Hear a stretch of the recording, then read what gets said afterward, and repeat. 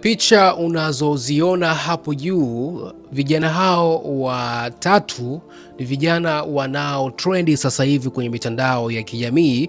Walianza kutrendi toka jana hadi sasa hivi wanaoongeleka ni wao tu.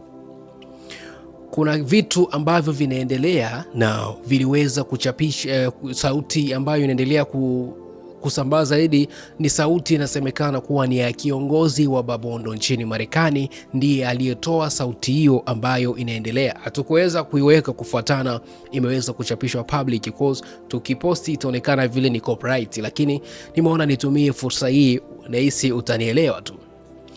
Vijana hao tangu mwaka 2023 wakiwa Nyarugusu walikopa pesa.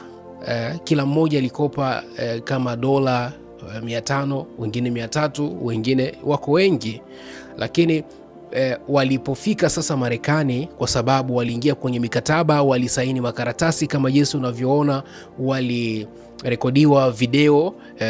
Sasa baada ya wao kufanyiwa hivyo vitendo kama vile vya kudhibitisha, sasa baada ya wao kufika sasa Marekani, unaambiwa kuwa tangu mwaka 2023 hadi sasa hivi hawajawahi kupokea simu ya mtu anayewadai pesa.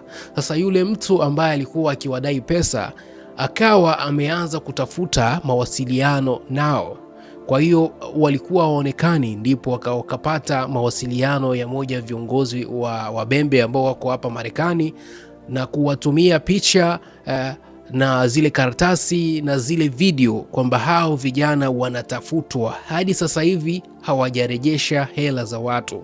Imagine walikopa pesa mwaka 2023 hadi sasa hivi ni miaka mitatu, maana tupo mwaka 2026, hawajawahi kupokea simu wala dalili zozote za kurejesha, na kila mmoja wao inadaiwa kuwa anadaiwa dola 1000 kufuatana na mikopo jinsi ilivyo. Kuna mmoja alichukua 500 lazima urudishe 1000. Kwa hiyo inategemea, na kwa hiyo wote vijana hao hawajalipa pesa za watu na kesi inaendelea mpaka ifikie hatua ya mtu anayekudai pesa kuanza kukutangaza, basi ujue kuna kitu kizito sana kinakuja kukutokea. Kwa hiyo kama wewe ni moja ya wafuatiliaji wetu na upo kwenye hiyo listi ambayo hujarejesha hela ya watu, tafadhali wahi sana, haraka sana, kwa sababu mtu kama ametumia fursa hii unyenyekevu kukutangaza, kuja kukuambia kuwa nahitaji sasa unilipe hela yangu, wewe unakausha. Kitu kibaya kinakuja kutokea hivi karibuni, kwa sababu sio rahisi sana. Imagine kuna wengine pia waliacha makucha, kuna watu waliacha hadi nywele. Update kama hizi tutaendelea kukupa. Naitwa Omri Amegena UG Star na hii ni Omri Ama JL. Tafadhali tunaomba uweze kutufollow, like, comment, pia share kwa ndugu jamaa, alafu usikose kuandika kwenye comment ni kitu gani zaidi umejifunza kupitia haya madai yanayoendelea sasa hivi, na kwa nini vijana hao wako kimya hadi sasa hivi.